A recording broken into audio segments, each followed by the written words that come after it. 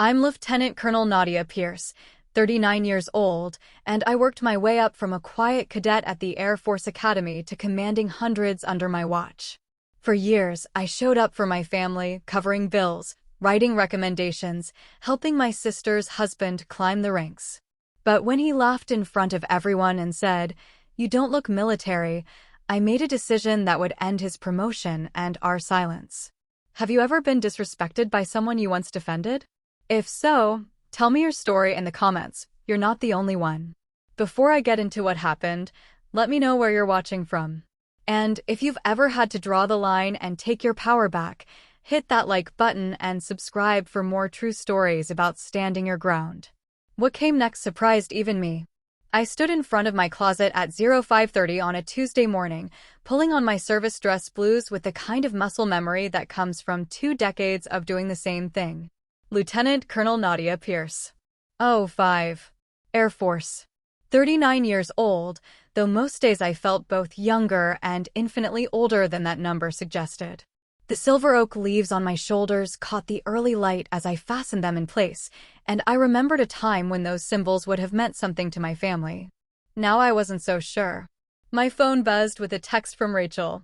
"Can't wait for Thanksgiving. Daniel's so excited to see you."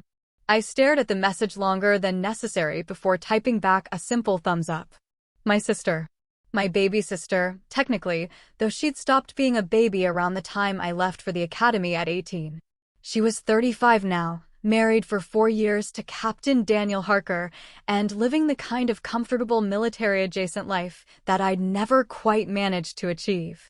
The drive to base took 20 minutes through the kind of autumn morning that makes you remember why you chose this life. Clear skies, crisp air, the sun just starting to burn off the frost on the runway. I'd been stationed at Andrews for 3 years now, working in operational command, coordinating mission logistics, reviewing personnel files, managing the unglamorous machinery that keeps aircraft in the sky and people safe.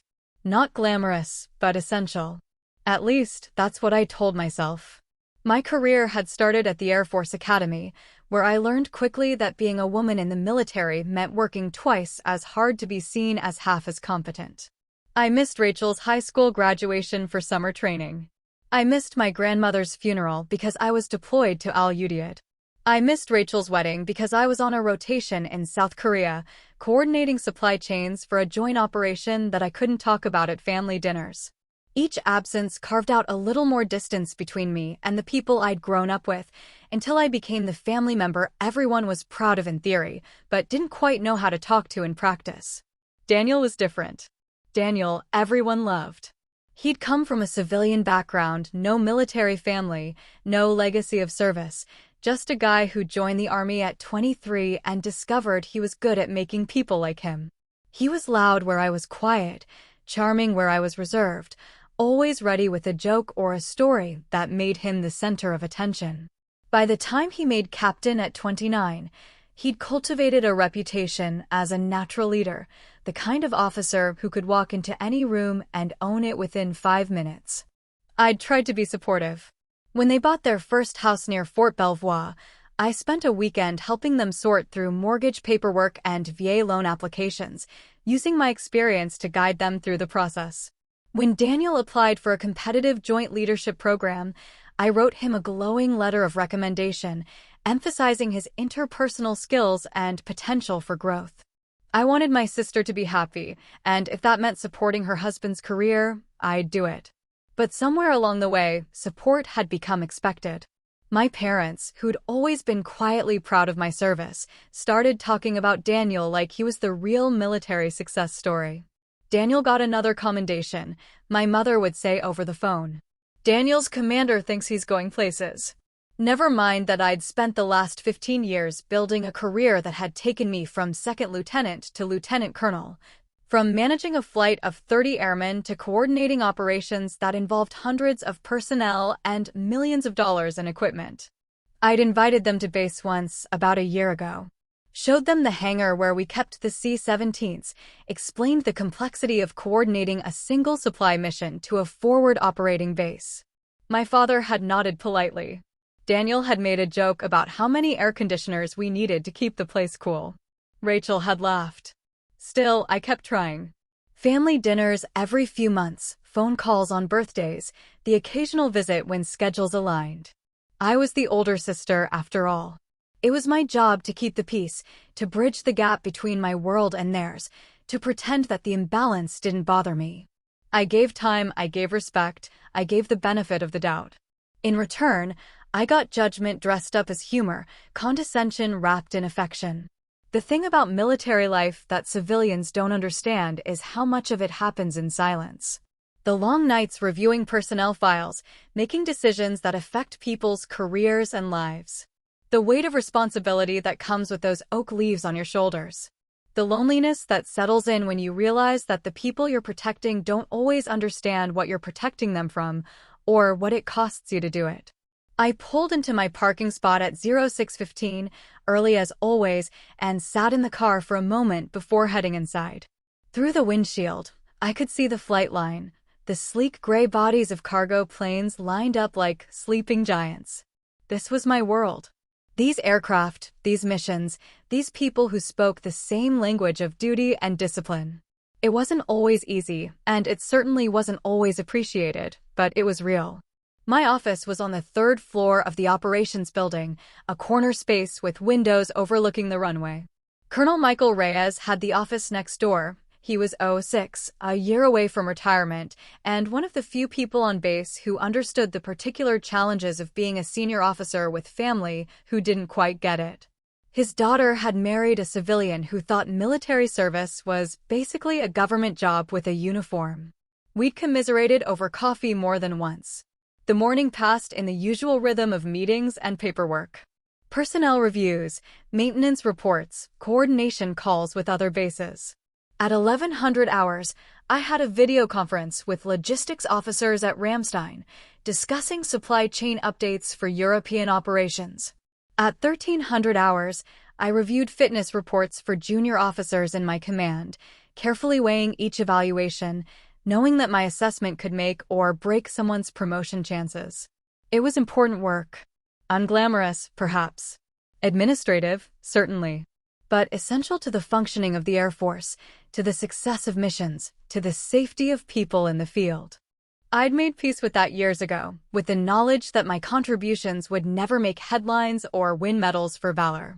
Leadership at my level meant working behind the scenes, making sure the pieces fit together so that others could do their jobs effectively.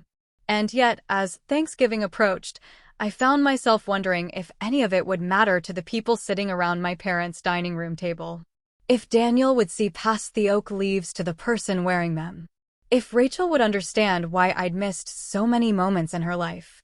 If my parents would ever look at me the way they looked at my brother-in-law, with uncomplicated pride, without the distance that came from not quite understanding what I did or why it mattered.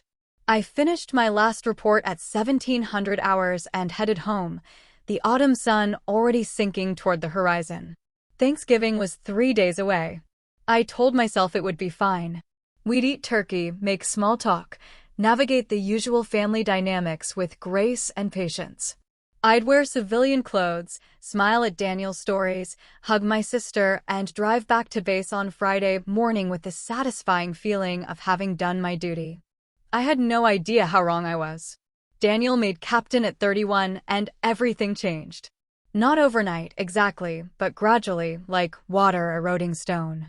He started posting on social media more, motivational quotes about leadership, photos of himself in uniform with captions about commitment and excellence. A natural leader isn't made, he's revealed, one post read, accompanied by a picture of him standing in front of an American flag. 53 people liked it. My mother commented, "So proud of you." I didn't begrudge him the pride. Making 3 was an accomplishment, especially for someone who'd come to military service later than most. But there was something performative about it, something that bothered me in a way I couldn't quite articulate. Leadership wasn't about quotes and photo ops. It was about the decisions you made when nobody was watching, the responsibility you carried when there was no audience to impress. The shift in his attitude became obvious at family dinners. We'd gathered at my parents' house on a Sunday in September, the kind of late summer day that hints at autumn without fully committing. I'd driven down from Andrews, still in my uniform because I'd come straight from base, and Daniel had been there for an hour already, regaling everyone with stories from a recent training exercise. "Real soldiers see dirt," he said as I walked into the kitchen, his voice carrying that particular tone of someone who's said something clever and knows it. "Not air-conditioned cockpits." My mother laughed. My father smiled. Rachel was setting the table and didn't look up. I poured myself a glass of water and let it pass. It was just Daniel being Daniel, right? Playful competition between branches, the kind of inter-service rivalry that was as old as the military itself. Army versus Air Force, ground pounders versus flyboys, the eternal debate about who worked harder and sacrificed more. But it kept happening. Every dinner, every phone call, every family gathering. Little comments, small digs, always delivered with a smile so you couldn't call them out without seeming oversensitive. "Nadia's doing logistics now, lots of spreadsheets, I bet. Must be nice to have climate-controlled office space. I hear Air Force deployments are basically extended business trips." Rachel started echoing him. At first, I thought she was just supporting her husband, the way spouses do. But then I realized she'd started to believe it. "You've got it easier than Daniel," she told me once, completely serious.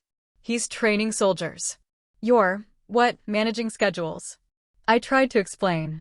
Operational command meant coordinating missions across multiple bases, managing personnel decisions that affected hundreds of careers, ensuring that every aircraft that left the ground had the supplies and support it needed to complete its mission and return safely.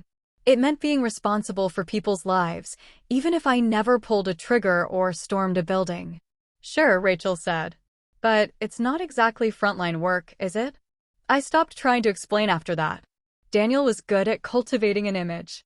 I'll give him that. He networked aggressively, always angling for face time with senior officers, always volunteering for the high-visibility assignments that would look good on his record. He'd learned the game quickly, how to make the right impressions, say the right things, position himself as the kind of officer that higher-ups remembered when promotion time came around. I watched him work a room at a joint service event in October, sliding seamlessly from conversation to conversation, laughing at colonels' jokes, offering to help with someone's pet project. Confidence without competence, charm without substance.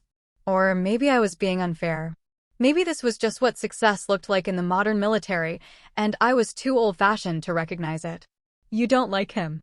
Colonel Reyes had found me standing near the refreshments, nursing a cup of bad coffee and watching Daniel hold court with a group of Army majors. "He's my brother-in-law," I said. "I don't have to like him." Reyes chuckled. "Fair enough. But word of advice? Guys like that make a lot of noise, but they also make mistakes. Just a matter of time before someone notices the difference between performance and performance of competence." I thought about that conversation later, driving home through the darkness. Was I jealous? Was that what this was, resentment that Daniel's brand of loud confidence got more recognition than my quiet competence? Or was I seeing something real, a fundamental hollowness behind the swagger? Rachel called me on a Tuesday evening in late October.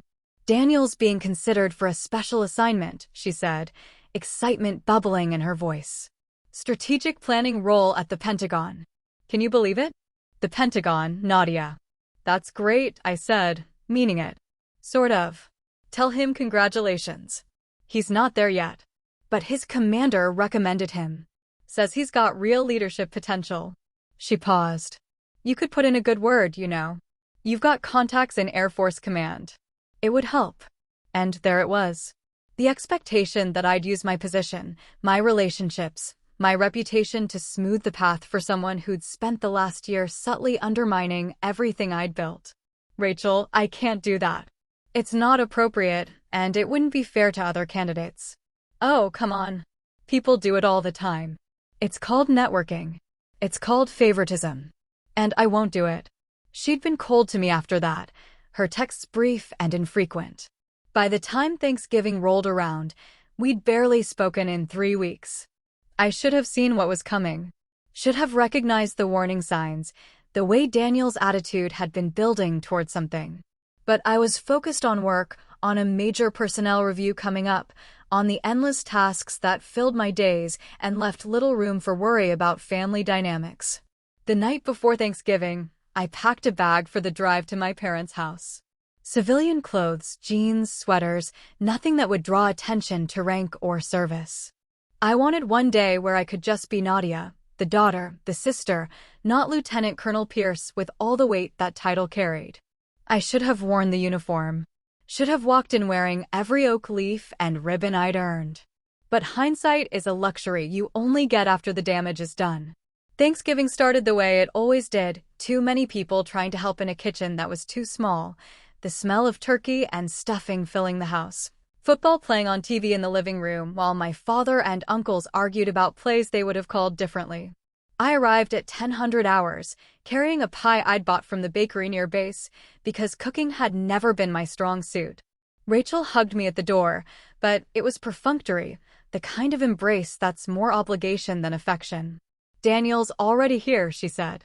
"He's been helping Dad with the grill." Of course he was. Daniel was always exactly where he needed to be to make the right impression. I found my mother in the kitchen, surrounded by a chaos of pots and pans and mixing bowls. She kissed my cheek absently, already turning back to the stove. "Nadia, honey, can you check on the sweet potatoes? I think they might be done." For the next 2 hours, I moved through the familiar rhythms of family preparation. Chopping vegetables, setting the table, fetching things from the garage, making small talk with cousins and aunts and uncles who'd driven in from Virginia and Maryland and Delaware. Everyone asked the same polite questions about my work, and I gave the same polite non-answers, learned long ago that most people didn't really want to know what an O5 and operational command actually did. Daniel worked the room like a politician, shaking hands, telling stories, making everyone laugh. He'd put on a few pounds since I'd seen him last, the kind of comfortable weight that comes from a stable posting and regular gym access. His uniform, he'd worn his dress greens, naturally, was immaculate, every ribbon precisely placed, his captain's bars gleaming. "Nadia." He spotted me as I was carrying serving dishes to the dining room. "There's our decorated officer. How's life in the big leagues?" "Busy," I said. "You?" "Can't complain. Training's going well. Got some good soldiers under me. Making a difference, you know." He said it like a question, like he was testing to see if I'd challenge him. I didn't. "That's good, Daniel." Dinner was called at 1400 hours, and we all crammed around the extended table, shoulder to shoulder, passing dishes and filling plates and creating the kind of controlled chaos that marks a successful family gathering. I ended up between my cousin Mark and Rachel, with Daniel directly across from me, close enough that I could see every expression on his face. The conversation flowed easily at first. My Uncle Jerry talked about his new boat. My Aunt Susan shared updates about her daughter's college applications. My father proposed a toast to family, to service, to the blessings we shared. We drank, we ate, we laughed at my mother's story about the time the oven had caught fire 2 Thanksgivings ago. Then Daniel turned to me with that smile I'd learned to recognize, the one that meant he was about to say something he thought was clever. "So, Nadia," he said, loud enough that conversations around us paused. "What exactly is it you're doing now?" I keep trying to explain it to people, but I'm never quite sure I've got it right.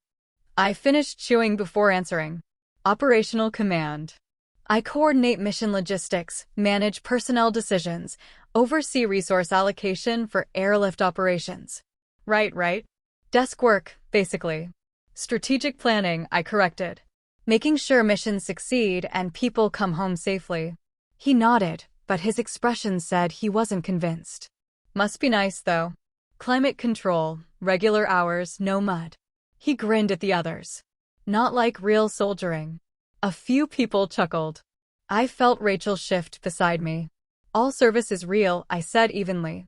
"It just takes different forms." Sure. I'm just saying, there's a difference between being in the fight and supporting it from behind a computer screen. He leaned back in his chair, confident. "No offense, but you've been at it long enough." "What are you now, a desk general?" More laughter. Lighter this time, uncomfortable. People were starting to sense the edge in his tone. "Lieutenant Colonel," I said. "Oh, 5. Right. Impressive." He said it like it wasn't. Like those oak leaves I'd worked 20 years to earn were participation trophies. But seriously, when's the last time you actually did anything military? You know, boots on ground, relaxation. The table had gone quiet now. My mother was frozen with her fork halfway to her mouth. My father was staring at his plate. Rachel was looking at Daniel with an expression I couldn't quite read. Pride? Concern? Agreement? Daniel, my Uncle Jerry said. Maybe, but Daniel was on a roll now, enjoying his audience. I mean, look at her. You don't look military. He laughed, gesturing at me with his wine glass. You look like someone who sits in meetings all day. Where's the edge? Where's the warrior? The words landed like punches. Not because they were true, but because they revealed what he'd been thinking all along. What maybe they'd all been thinking, that my service was somehow less real, less valuable, less worthy of respect, because it didn't fit their image of what a soldier should be. I set down my fork carefully. Excuse me, I said, my voice calm despite the fury building in my chest. I need some air. I walked out of the dining room, through the kitchen, out the back door into the cold November afternoon. Behind me, I heard my mother say something sharp, heard chairs scraping, heard the awkward resumption of conversation as people tried to pretend nothing had happened. I stood on the back porch, breathing deeply, watching my breath fog in the cold air. 20 years. 20 years of missed birthdays and delayed promotions and thankless decisions and nights spent reviewing files until my eyes burned. 20 years of service to something larger than myself, of putting duty above comfort, of earning every single promotion through competence and dedication and excellence. And he thought I looked comfortable.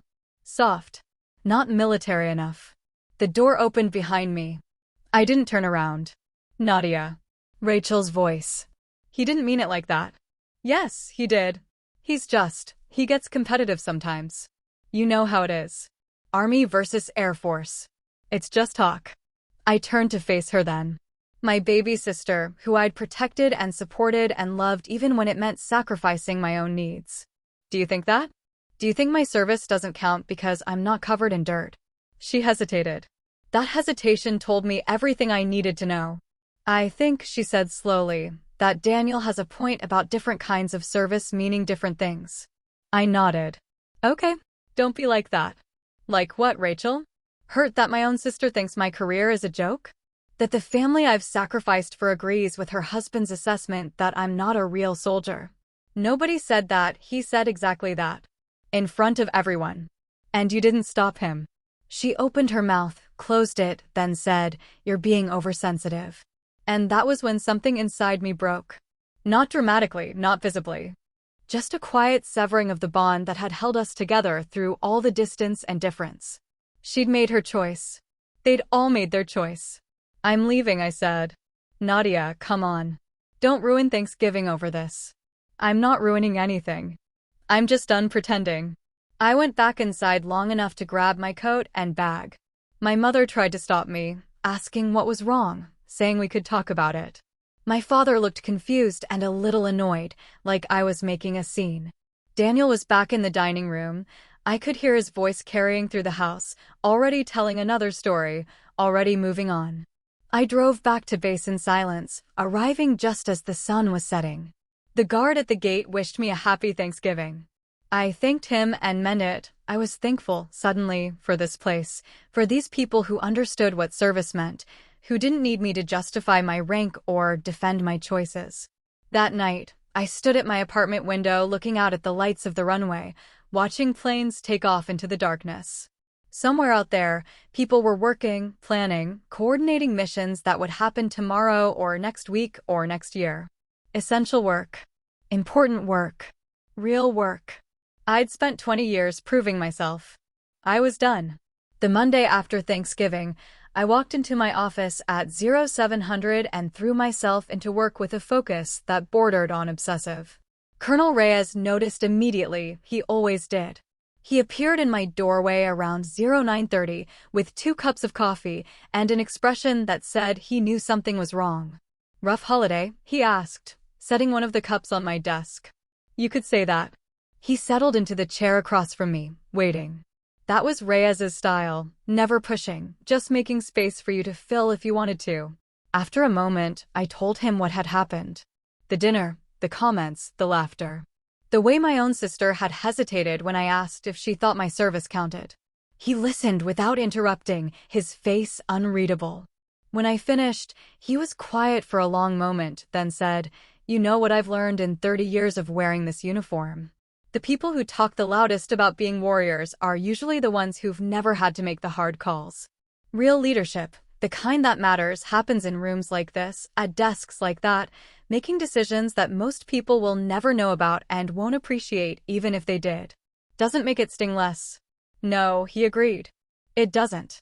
But here's something else I've learned. You'd be surprised how many names pass across our desks later. How many times the people who dismissed you end up needing something you're in a position to give or deny. He stood up, heading for the door. Just something to think about. I thought about it a lot over the next few weeks. Thought about it while reviewing personnel files, while sitting in promotion boards, while making the 1,000 small decisions that shaped other people's careers. The military is smaller than people realize. Paths cross, names resurface. The officer you dismissed as irrelevant one year becomes the person evaluating your file the next. I didn't hear from Rachel for 2 weeks. When she finally texted, it was brief. "Hope you're doing okay. Sorry things got tense." Not an apology exactly. More of an acknowledgement that something had happened without taking any responsibility for it. I responded with equal brevity, "I'm fine. Busy with work." We left it at that. My parents called once. My mother, mostly, with my father occasionally adding comments in the background. They'd hoped I could come for Christmas. They understood I was upset, but family was family, and surely we could move past this. I told them I'd think about it, knowing I wouldn't. Some distances couldn't be bridged by sheer determination and good intentions. Work became my refuge. I immersed myself in a major operational review, analyzing efficiency metrics across our airlift operations, identifying bottlenecks and recommending solutions. It was detailed, demanding work that required complete focus, exactly what I needed. I stayed late most nights, sometimes not leaving the office until 2200 hours, driving home through empty streets to an empty apartment. The loneliness didn't bother me the way it once had. I'd made peace years ago with the reality that military leadership at my level meant a certain isolation. The higher you climbed, the fewer people there were who understood the view from where you stood. The decisions got harder, the stakes got higher, and the number of people you could talk to about it got smaller. But I had my work. I had the satisfaction of knowing that every file I reviewed, every decision I made, every mission I coordinated contributed to something larger than myself. That had to be enough. Colonel Reyes invited me to his house for Christmas Eve, a small gathering of officers who didn't have family nearby or who, like me, had chosen distance over discomfort. We ate Chinese food and watched old movies and didn't talk about work unless someone brought up a funny story. It was comfortable, easy, the kind of evening that reminded me why I'd chosen this life. "You're doing better," Reyes observed as I was leaving, around 2300 hours. "Still thinking about Thanksgiving?" "Less," I admitted. "It helps to remember that I don't owe anyone explanations for the uniform I wear." "Good. That's the right answer." He paused at the door. "For what it's worth, Nadia, you're one of the best officers I've served with. Your family's loss if they can't see that." I carried those words with me into the new year. January brought new challenges, new responsibilities, a promotion board that would determine the careers of dozens of junior officers. I approached each file with the same careful attention, weighing potential against performance, promise against reality. These were people's lives I held in my hands, their dreams, their futures, their years of work and sacrifice. I took that responsibility seriously. February was quieter, the kind of month where routine settles in and days blur together. I ran 5 miles every morning before work, attended meetings that could have been emails, processed paperwork that shaped operations I'd never see the results of.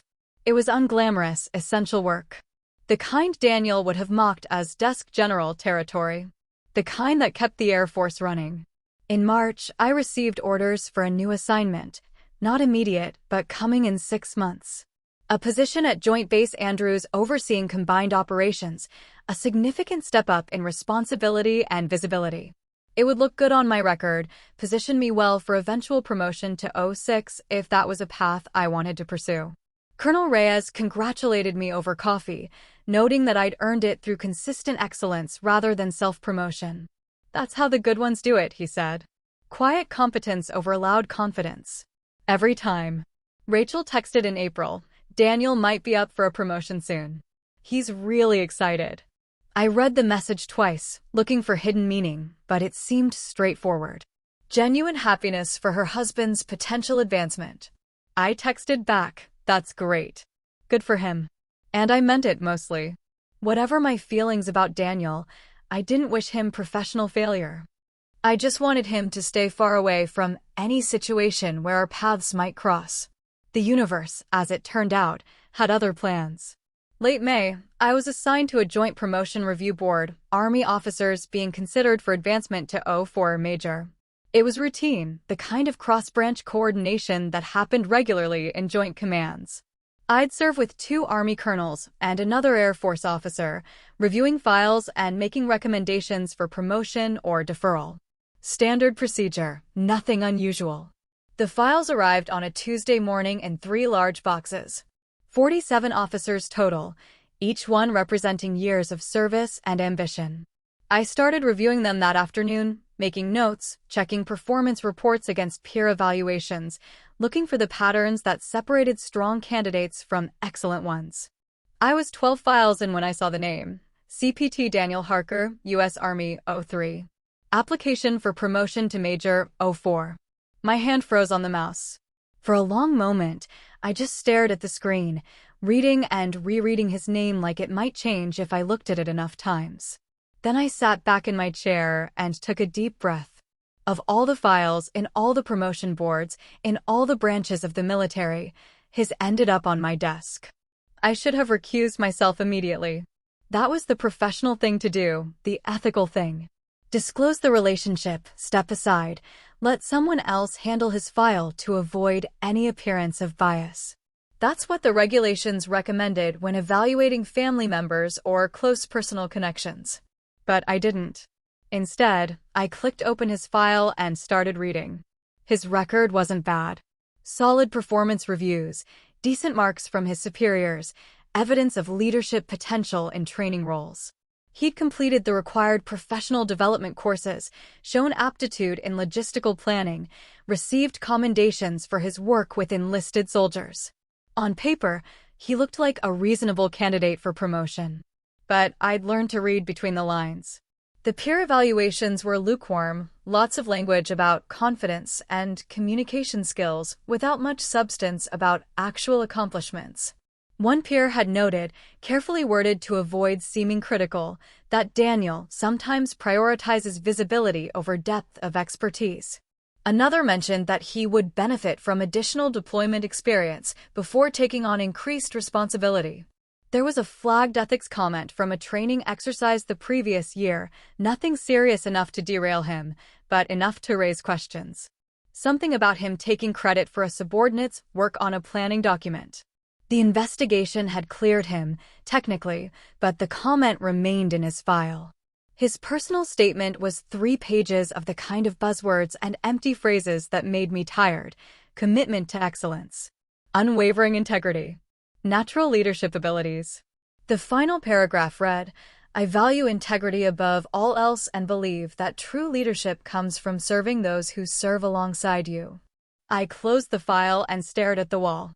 Integrity above all else. This from a man who'd mocked my service in front of my family, who'd spent a year undermining my career with casual cruelty, who'd never once acknowledged that his words had weight and consequences. The professional thing would be to evaluate him fairly, to separate personal feelings from professional assessment, to judge him solely on the merit of his record. That's what regulations required. That's what honor demanded. But was honor really just following rules blindly? Or was it something deeper, holding people accountable, ensuring that advancement went to those who'd earned it through character as well as performance? I sat in that office until 1900 hours, wrestling with the decision. Reyes had gone home.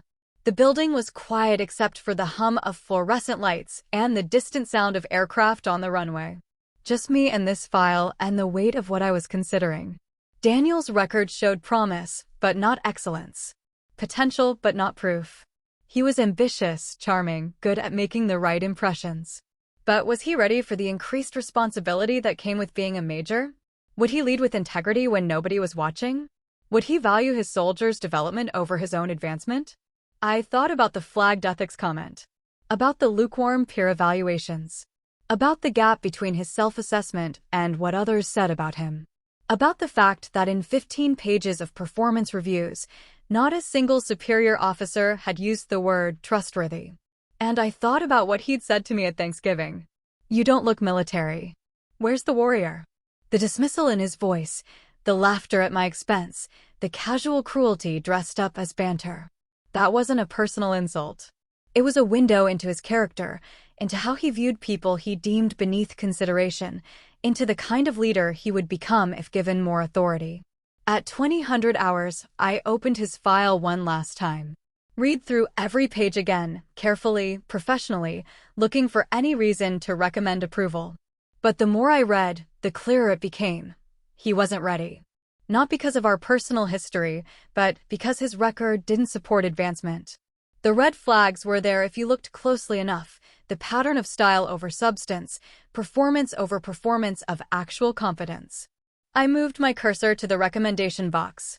2 options, approve for promotion or do not recommend.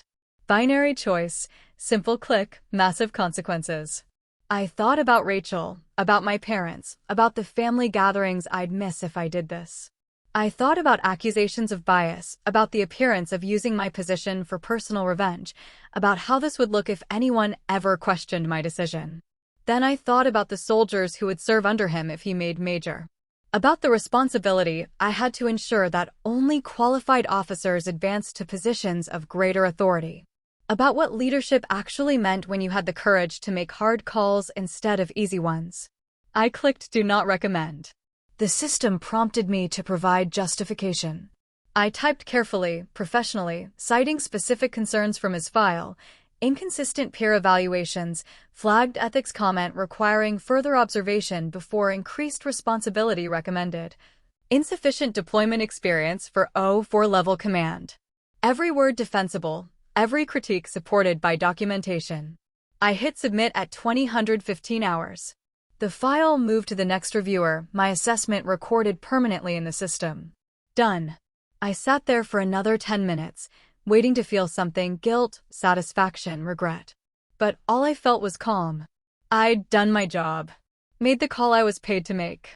Held the line on standards because that's what the uniform required. I drove home through the darkness, the city lights blurring past my windows. Somewhere, Daniel was probably celebrating his expected promotion, planning his next career move, confident in his trajectory.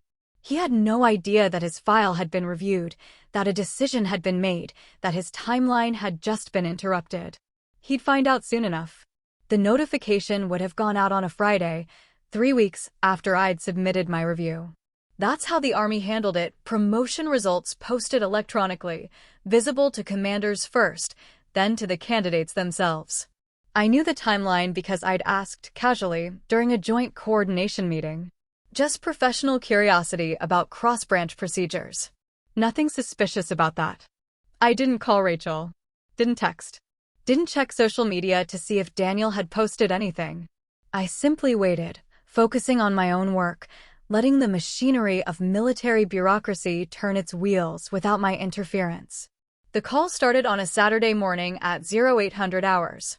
My phone lit up with Rachel's name, and I stared at it through 4 rings before it went to voicemail. She called again 5 minutes later. Then again. By 0900 hours, I had 12 missed calls from her, 3 from my mother and 2 from a number I didn't recognize but suspected was Daniel. I made coffee, took a shower, went for a run, came back to 38 missed calls. The voicemails told the story in fragments, Rachel's voice moving from confused to angry to desperate. "Nadia, call me. Something happened with Daniel's promotion. I don't understand what went wrong. His commander said the board had concerns. Mom said you were on a review board. Were you involved in this? Nadia, answer your fucking phone. My sister never cursed. The fact that she was cursing now told me exactly how bad things had gotten. My mother's messages were more measured, but equally urgent. Honey, Rachel's very upset. Please call when you can. I don't know what's happening, but I think there's been a misunderstanding. Your father wants to talk to you about this situation with Daniel. I listened to all of them without responding. Then I turned off my phone and spent the rest of Saturday cleaning my apartment, running errands, living my life as though nothing had changed. Because nothing had changed, not really. I'd made a professional decision based on documented concerns in a service member's file. The fact that the service member happened to be related to me by marriage was incidental. That's what I told myself anyway. Sunday morning, I turned my phone back on. 67 missed calls. The number struck me as almost funny, the desperation it implied, the panic. I wondered if Daniel understood yet what had happened, if he'd figured out that someone on that board had looked past his charm and seen the gaps in his record. I wondered if he remembered what he'd said to me at Thanksgiving. Colonel Reyes called at 1300 hours. That one I answered. You okay? He asked without preamble. Your sister's been calling the base trying to reach you. I'm fine. Want to talk about it? Not really. He was quiet for a moment, then said, I heard you served on that Army promotion board.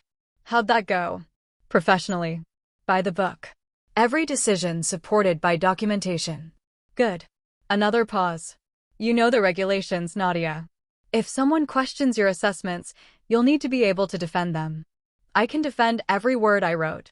Then you've got nothing to worry about. He hesitated, then added, but maybe talk to your family. Long silences have a way of making things worse. He was probably right, but I wasn't ready. Not yet. I needed time to process what I'd done, to make peace with it, to be certain that I could face Rachel and my parents without either apologizing or getting defensive. This wasn't about revenge, despite how it might look. It was about standards, about responsibility, about ensuring that advancement went to officers who'd truly earned it. At least, that's what I kept telling myself. Monday morning, I returned to work like nothing had happened. Meetings, paperwork, routine coordination calls. Nobody mentioned Daniel's promotion or my role in reviewing it. That was the thing about military bureaucracy. Individual decisions got lost in the machinery of the system. My assessment was one of 4 on that board, my voice one of several weighing his qualifications. Even if someone questioned it, there were layers of process and procedure that insulated individual reviewers from direct accountability. But I knew. And Daniel knew, or would know soon enough. And that knowledge sat in my chest like a stone, heavy and immovable. Tuesday afternoon, I finally listened to the most recent voicemail from Rachel. Her voice was different this time. Not angry, not desperate, just tired. Nadia, I know you're getting these. I don't know what happened with Daniel's promotion, and I don't know if you were involved. But you're my sister. That has to mean something. Please call me back. I deleted the message and went back to work. Wednesday evening, Daniel himself called from a number I didn't have saved. I let it go to voicemail, then listened to his message in my car before driving home. His voice was controlled, professional, carefully neutral. Lieutenant Colonel Pierce, this is Captain Harker. I'm hoping we can discuss some recent career developments that have affected me. I'd appreciate the opportunity to speak with you at your earliest convenience. Thank you for your time. No mention of family. No acknowledgement of our relationship. Just rank and formality, as though we were strangers conducting military business. It was clever, actually, removing any personal element that might make me look biased if I refused to engage. I didn't call back. By Thursday, the calls had slowed. My phone still buzzed occasionally with texts from my mother or Rachel, but the frequency had decreased. They were giving up, or at least backing off, recognizing that whatever was happening here couldn't be resolved through sheer persistence.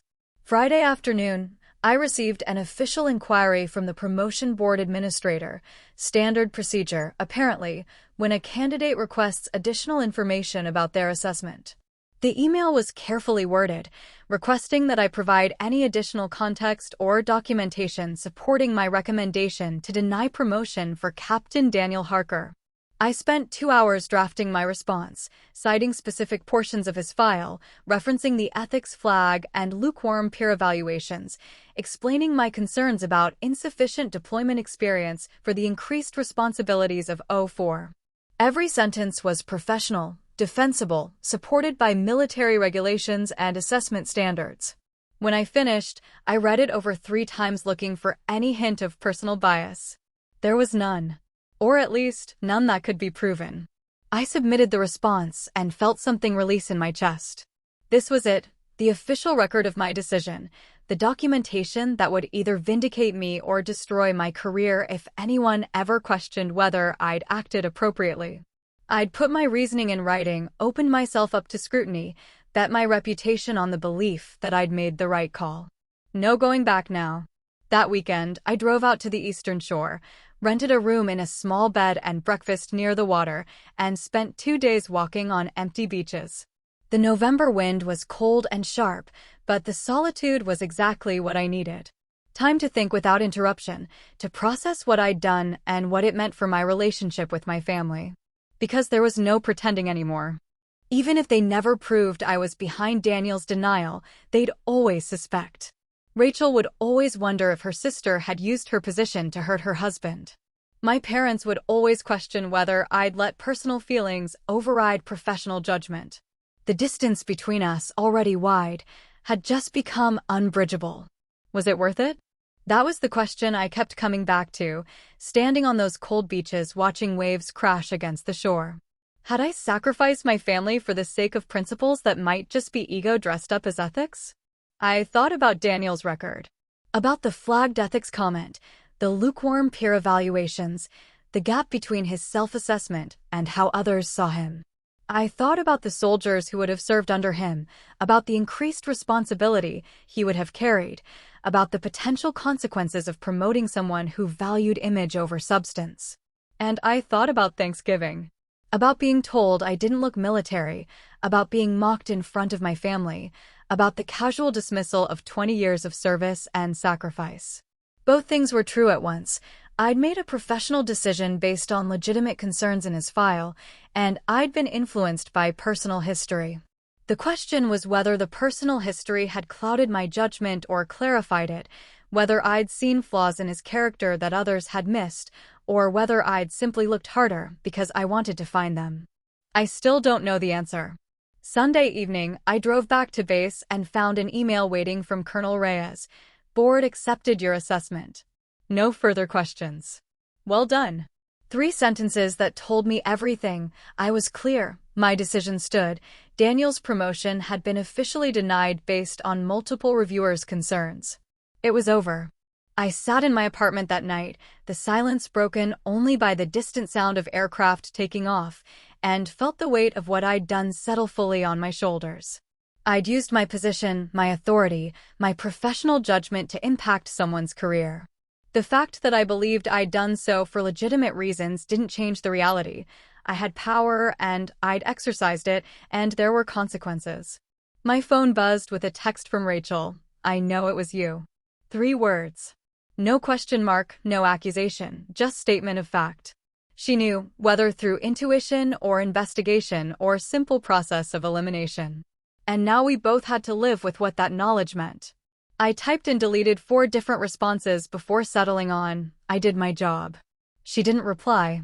The weeks after Daniel's promotion denial passed in a strange limbo where everything changed and nothing changed simultaneously. I went to work, managed operations, attended meetings, reviewed files, the same routine I'd followed for years. But underneath the normalcy, I felt something shifting, some fundamental alteration in how I understood my place in the world. My family stopped calling. Not dramatically, not with angry declarations or ultimatums. They just stopped. The silence was its own kind of communication, a withdrawal that said more than any conversation could have. Thanksgiving came and went without an invitation. Christmas passed similarly. My mother sent a card with a generic message about hoping I was well. That was it. I told myself I didn't care. I'd chosen this path, made the decision knowing it would cost me something. You don't get to have everything, not in this life, not in this career. Sacrifice was part of the job, and I'd accepted that a long time ago. But late at night, lying awake in my apartment, I sometimes wondered if I'd made a mistake. Not about Daniel's qualification. I still believed he wasn't ready for major, still thought the concerns in his file were legitimate. But about the cost. About whether justice served cold was still justice, or just revenge with better paperwork. Colonel Reyes never asked me directly what had happened, but he seemed to understand anyway. He started inviting me to more social events on base, introducing me to other officers who'd made similar hard calls in their careers, creating a community of people who understood that leadership sometimes meant making decisions that left you standing alone. The higher you go, the lonelier it gets, he told me one evening over drinks at the officers' club. You'll make calls that are right and necessary and completely defensible, and people will still hate you for them. That's the job. Question is whether you can live with being hated for doing what's right. Can you? I asked. He smiled. I sleep fine. Most nights, anyway. I thought about that a lot in the months that followed. About integrity, about accountability, about the difference between following rules and actually leading. The military taught you to respect the chain of command, to trust the system, to believe that if you did things by the book, you'd be protected. But the book didn't tell you what to do when personal and professional obligations collided, when the right decision professionally meant destroying relationships personally. You had to figure that out yourself. In January, I heard through the informal network that Daniel had developed a reputation problem. Word had gotten around about his promotion denial, and people had started looking more closely at his record, his leadership style, his interactions with subordinates. The scrutiny revealed what I'd suspected, a pattern of taking credit for others' work, of avoiding difficult assignments, of prioritizing his own advancement over his unit's needs. His commanding officer moved him to a less visible position. Not a demotion, exactly, but a lateral shift that effectively stalled his career trajectory. The soldiers under him seemed relieved. I felt no satisfaction at this news. Maybe I should have, but mostly I just felt tired. Tired of the whole situation, tired of thinking about it, tired of wondering if I'd been right or just vindictive. Rachel sent me one more text in February. He's struggling. I hope you're happy. I didn't respond. What could I say that wouldn't make things worse? In March, I received my orders for the new assignment at Joint Base Andrews, overseeing combined operations, coordinating with multiple branches, managing a significantly larger scope of responsibility. It was the promotion to 06 track, the kind of position that indicated the Air Force valued my judgment and wanted me in positions of greater authority. The irony wasn't lost on me. I denied Daniel's advancement while securing my own. But the difference was I'd earned mine through years of consistent performance, through building a reputation for sound judgment and ethical leadership, through making hard calls and living with the consequences.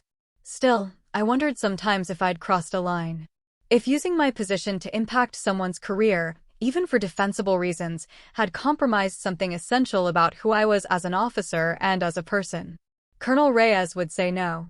He'd say I'd upheld standards, protected the integrity of the promotion process, ensured that advancement went to those truly qualified. He'd say that personal knowledge of a candidate's character was relevant information, not bias. But late at night, I wasn't always sure. I started seeing a therapist in April, not because anything was wrong exactly, but because I needed to talk to someone outside the military structure, someone who had no stake in whether I'd made the right decision. Her office was in Bethesda, far enough from base that I didn't worry about running into anyone I knew. "Do you regret it?" she asked me during our third session. "I don't know," I admitted. I believe he wasn't qualified. I believe I made a defensible decision based on documented concerns. But I also know I looked harder at his file than I might have otherwise. I know I was thorough in a way that wasn't entirely dispassionate. Does thoroughness equal bias? It does if you're only thorough with people you dislike. She considered this. Or maybe you were thorough because you knew him, because you had information about his character that others didn't. Maybe personal knowledge made you more qualified to assess him, not less. It was a generous interpretation. I wanted to believe it. By May, the silence from my family had become permanent. No more texts, no more voicemails, no more attempts at connection. We'd moved past active conflict into something colder, mutual acknowledgement that we existed in separate worlds now, with no bridge between them. I threw myself into preparation for my new assignment, studying joint operations protocols, meeting with officers who'd held similar positions, building the knowledge base I'd need to succeed. Work had always been my refuge, and it served that purpose again. Colonel Reyes retired in June, and I spoke at his ceremony, talking about his leadership, his integrity, his willingness to make hard calls without seeking popularity. Standing there in my dress blues, watching him receive his final honors, I understood something I hadn't before. This was the trade. You gave up easy relationships for meaningful work. You sacrificed being liked for being respected. You chose to stand alone rather than compromise on things that mattered. Not everyone could make that trade. Not everyone should. But for those of us who did, there was a certain peace in knowing we'd lived according to our principles, even when it cost us. After the ceremony, Reyes found me at the reception. "You doing okay?" he asked. "Getting there." "Good." He paused, then said, "What you did with that promotion review, I don't know the details and I don't want to. But I know you, Nadia. I know you don't make decisions lightly. Whatever you did for the right reasons." "How can you be sure?" "Because I've watched you for 15 years. Because I've seen how you handle power carefully, thoughtfully, always aware of the weight of it. That kind of person doesn't abuse authority. They just sometimes have to use it in ways that hurt." I nodded, throat tight. "Thank you. You're going to do great things at Andrews," he said. "Just remember, the loneliness doesn't mean you're wrong. Sometimes it just means you're leading." My first day at the new assignment came in July, the height of DC summer, humidity making my dress uniform stick to my back during the morning briefing. Joint Base Andrews was massive compared to my previous posting. More personnel, more aircraft, more complexity in every direction. My office was larger, my staff more numerous, my responsibilities exponentially greater. I was now Lieutenant Colonel Pierce, Deputy Commander for Combined Operations, responsible for coordinating airlift missions across multiple branches and commands. The promotion to 06 wasn't official yet, but everyone understood I was on that track. This assignment was the test, prove I could handle joint operations at this scale, and the Colonel's Eagles would be mine within 2 years. The work consumed me in the best possible way. 14-hour days became standard. Weekends existed mainly for catching up on paperwork, and my apartment near base became just a place to sleep between shifts. I coordinated with Army logistics, Navy transport, Air Force strategic planning. I learned the different cultures of each branch, the different priorities and communication styles, the different ways people approach the same problems. And I was good at it. Better than good, I was exceptional. The skills I developed over 20 years of service, the ability to see connections others missed, the talent for managing complex operations with multiple moving parts, all of it came together in this role. Within 3 months, I'd streamlined our coordination protocols, reduced mission planning time by 18%, and improved inter-branch communication across the board. My commanding officer, Brigadier General Patricia Morrison, called me into her office in October. "You're making quite an impression," she said without preamble. "The Joint Chiefs want more of whatever you're doing. Just applying best practices, ma'am. Don't be modest, Nadia. It doesn't suit you." She smiled. "Your promotion board convenes in January. I'm recommending you for 06 without reservation. You've earned it." I should have felt triumphant. This was what I'd worked for, what I'd sacrificed for. The validation that my career choices had been right, that my approach to leadership had value, that the hard decisions I'd made had been worth it. Instead, I felt hollow. That night, I stood at my apartment window watching planes take off into the darkness, the same ritual I'd performed in countless apartments, on countless bases, through countless years of service. The view changed, but the feeling remained constant. The isolation that came with authority, the loneliness that accompanied success. My phone buzzed with a text from my mother, the first communication in months. "Your father is having surgery next week. Thought you should know." Brief, informational, devoid of warmth.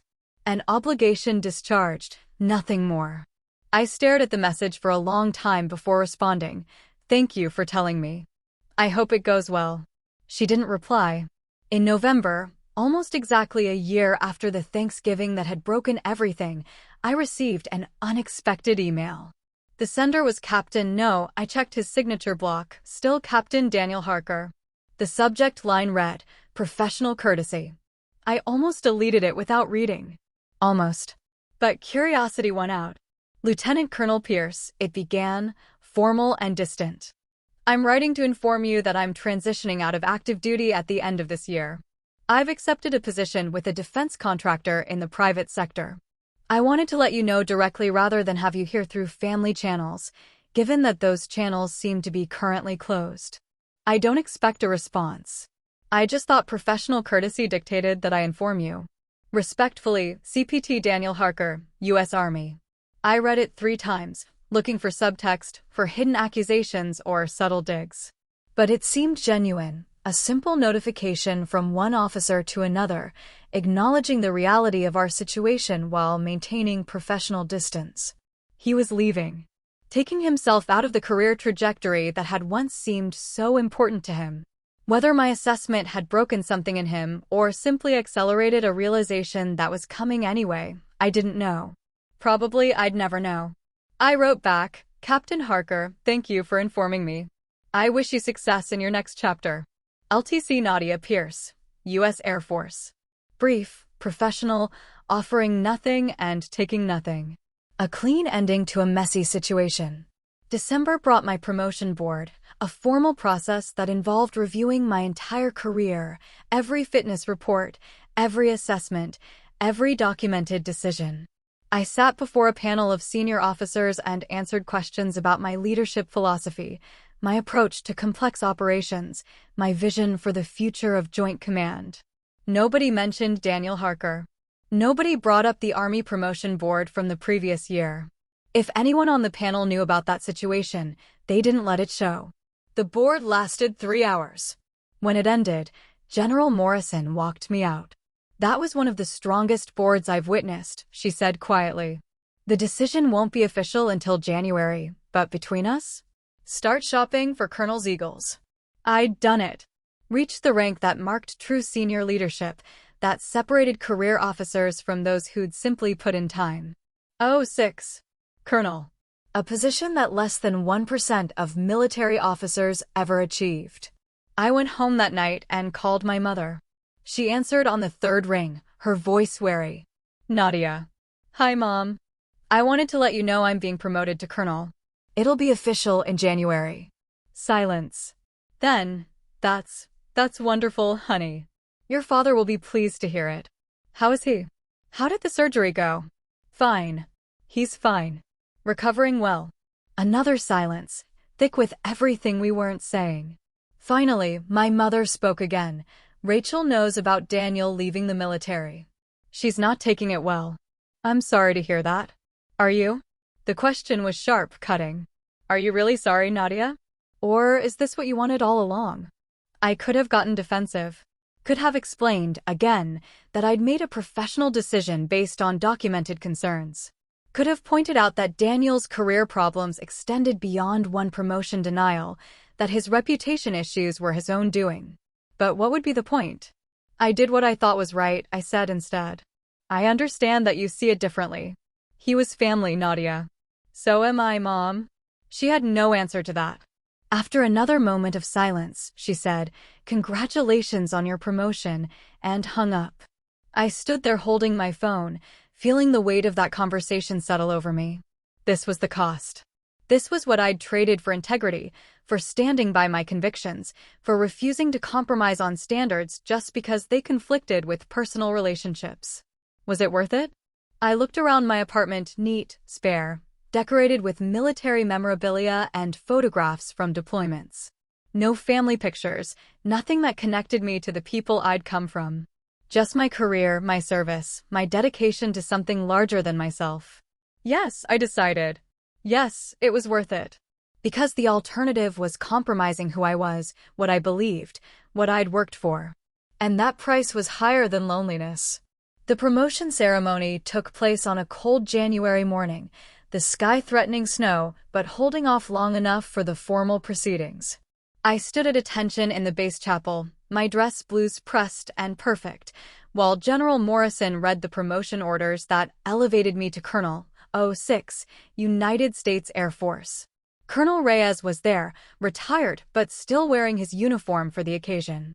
Several officers I'd worked with over the years had driven in for the ceremony. My staff from Joint Base Andrews filled 3 rows. It was a good turnout, a testament to the relationships I'd built through years of professional service. My family wasn't there. I hadn't invited them, and they hadn't asked. When Morrison pinned the silver eagles on my shoulders, replacing the oak leaves I'd worn for 6 years, I felt something shift inside me. Not happiness, exactly. Not triumph. Just a quiet recognition that I'd reached the place I'd been climbing toward for 2 decades, and now I had to figure out what to do with the view from up here. The reception afterward was pleasant, congratulations, handshakes, people telling stories about working with me, professional bonding over coffee and cake. I smiled, thanked everyone for coming, played the role of gracious honoree. And I meant it, genuinely. These people were my community now, my chosen family, the ones who understood what this uniform meant and what it cost to wear it. Late in the afternoon, as people were starting to leave, I stepped outside for some air. The threatened snow had started falling, light flakes that melted as soon as they touched the ground. I stood there watching it, my breath fogging in the cold, and felt an unexpected peace settle over me. Colonel Pierce. The voice behind me was familiar but unexpected. I turned to find Rachel standing there, looking uncomfortable in civilian clothes that seemed wrong for the military setting. She'd lost weight since I'd last seen her, her face thinner, her eyes tired. Rachel.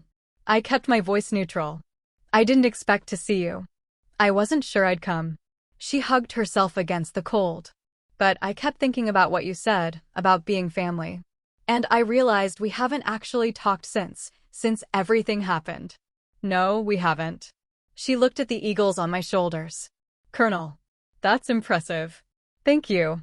Daniel's in Virginia now. The contractor job is going well, he says. Different kind of work, but he seems. I don't know. Different. Quieter. I said nothing, waiting.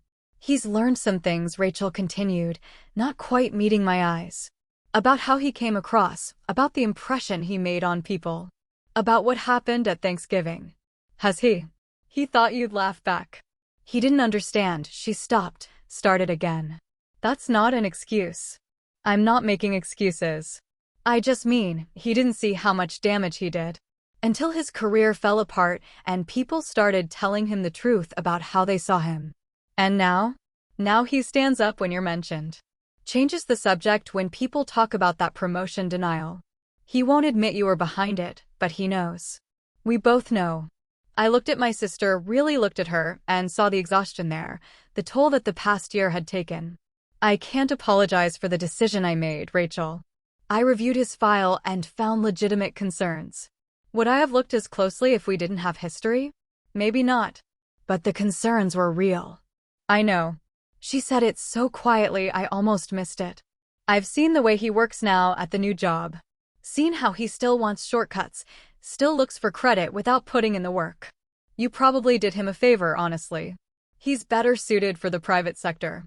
We stood there in the falling snow, 2 sisters who'd grown up close and grown apart through choices and circumstances neither of us could entirely control. I miss you, Rachel said finally. I miss my sister. I miss you too. But I can't be the person you want me to be, someone who prioritizes family loyalty over professional integrity. That's not who I am. I know. I think I finally understand that. She smiled, sad but genuine. Mom and Dad don't get it, probably never will. But I'm starting to. What you did was cold, yeah. Maybe even cruel. But it was also honest. You didn't let personal feelings make you compromise on standards. That's actually pretty impressive, if I can get past being angry about it. Are you? Past being angry? Getting there. She checked her watch. I should go. I just wanted to come, to see this, to say. She trailed off, searching for words. To say I'm proud of you, I guess. Even if I don't always like you very much. I surprised myself by laughing. That's fair. She turned to leave, then looked back. Maybe we could try dinner sometime? Just us, no Daniel, no parents. Just sisters trying to figure out how to be family again. Maybe, I said. Let's start with coffee. Coffee works. She pulled her coat tighter and walked toward the parking lot, leaving footprints in the light snow. I watched her go, feeling something loosen in my chest. Not forgiveness, exactly, and not reconciliation. Just a possibility that maybe you could hold people accountable and still find a way back to each other, that maybe justice and mercy weren't mutually exclusive, that maybe the distance between us wasn't permanent after all. Or maybe that was wishful thinking. Time would tell. I went back inside to finish my reception, to thank the remaining guests, to step fully into the role I'd earned. Colonel Nadia Pierce, 06, United States Air Force. Deputy Commander for Combined Operations. A woman who'd made hard choices and lived with their consequences, who'd chosen integrity over comfort, who'd paid the price for standing by her convictions. I still didn't know if I'd made the right call. Maybe I never would. But I knew this. I'd done it honestly, by my own standards, refusing to compromise on what I believed leadership required. And if that meant standing alone sometimes, so be it. Better to stand alone in your truth than to compromise yourself for company. That night, I stood at my new apartment window, larger now, befitting my rank, and watched the snow fall over the base. Planes took off into the darkness, their lights cutting through the storm, heading toward destinations I'd helped coordinate. Essential work, important work, real work. The kind of work that doesn't always get acknowledged. The kind that happens in quiet offices and long meetings and careful decisions that most people will never know about. But work that matters nonetheless. I'd spent 21 years building this career, earning this rank, proving myself in a system that didn't always value what I brought to it. I'd sacrificed relationships, missed moments, made choices that left scars. And I'd do it again. Because this uniform I wore, these eagles on my shoulders, they weren't just symbols of authority. They were commitments. Promises that I would uphold standards even when it hurt, that I would make hard calls even when they cost me, that I would lead with integrity even when leadership meant being alone. Some people thought that made me cold. Maybe they were right. But I slept fine at night, knowing I'd never compromised on the things that mattered most. That had to be enough. And that's how it happened, one quiet click, and the balance finally shifted. Would you have done the same in my place?